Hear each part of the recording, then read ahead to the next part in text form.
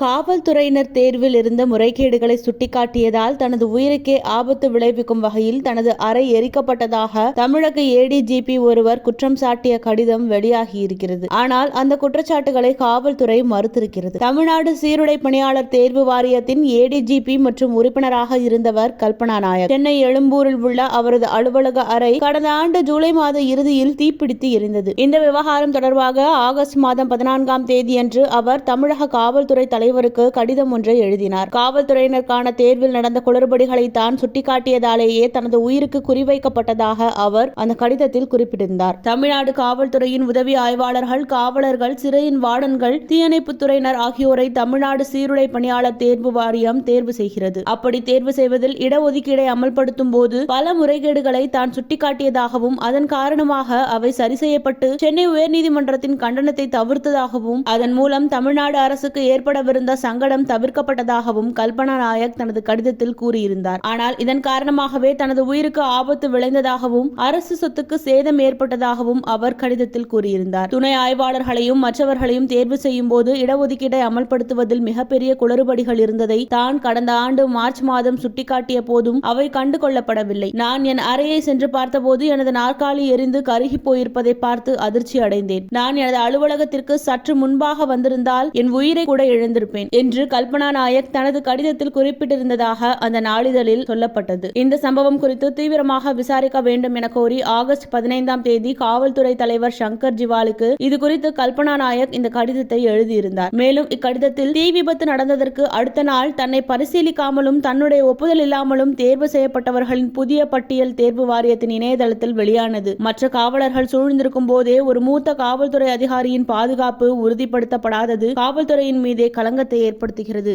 என அதில் குறிப்பிட்டிருந்தார்.